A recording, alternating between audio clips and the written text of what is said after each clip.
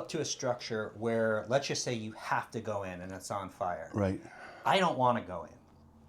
How do you deal with it as maybe just part of your job? How do you, it's like for me, fire, I'm going to get burned and everything else. How do firemen deal with that mentality of, I'm going to have to go in and save somebody or do something with a building on fire? Well, rapidly, if you might found this to be too scientific, but rapidly, I'm looking at conditions. I'm looking at, and the first conditions that I see are smoke from afar.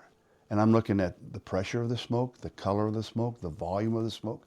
And that's going to give you an idea of what I've got. The intensity of the smoke is painting a picture for me as I'm arriving, as I'm getting on scene.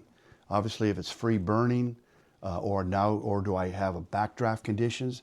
And backdraft is a living, dangerous animal that'll kill you. You know, just like in that old movie, you know, Backdraft. That's an explosive situation that will kill, you know, residents in a home or the firefighters that are trying to come into a building. And once you introduce maybe more air and oxygen as you're opening up the building, you can cause problems. So we have another expression in the fire service. We risk a lot to save a lot. We risk a little bit to save a little bit. We risk nothing to save nothing. Now I can replace a car, or I can replace a house even, but I can't replace life. So if I'm told by a parent that their babies are still in the back of the house, I'm going to risk everything to save those children. Yeah. So I'm protected. I put my confidence in my equipment. My brother, sister firefighter that is next to me, we got to get in and get these kids.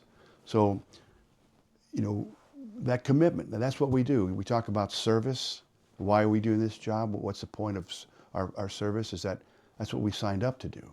And we have lost firefighters. I've lost several brothers on the job, not personal family brothers, but we call each other brothers in the fire service through fires that that caught them in a bad situation, backdraft condition, flashover conditions, and it is definitely a dangerous job. Yeah. But there are tall tale signs through training that I can look at to say, we got to take this from a very defensive position, or we can't make an entry.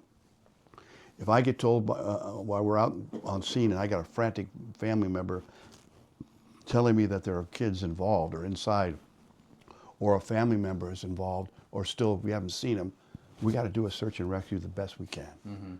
And that's the commitment that we make. And our firefighters, they always say God loves fools and firefighters, you know, and sometimes we hold both of those descriptions, but you know, they go, how did you get down there? But there are techniques. I mean, you know, we're not going to walk through the fire, you know, like you see the backdraft guy running through the flames. You know, that's the license of Hollywood. We're crawling on our bellies because that's where the fresh, cooler air is. If there was, all the heat is rising, so we can sometimes get at the very bottom, and it's almost magical where you could see the hallways underneath the smoke because everything is rising. So we can get down those hallways, and it's tough because now you'll see these firefighters come out, hopefully with a successful rescue, and they are toast, and their helmets are melted over their heads. But once I try to tell these young recruits, I said, you know, about the asset and being a liability, you know, or am I going to add to a death toll because I was too over anxious to get into a fire when I knew it was going to be dangerous, collapsing structures, the basement's on fire, and now we're coming in the top of it, and we're going to fall through the floorboards. For all these things, you've got to just be smart. You just can't. You just work with emotions. You have to be smart, and that's what we try to teach our firefighters. But believe it or not, good civilians have rescued themselves by seeing a fire and saying, I got to do everything I can to rescue that person. Right. Whether it's breaking out windows or, you know, jumping in, you know, from the outside to get somebody that needs rescuing. You know, it's a difficult decision to make, but it can be made.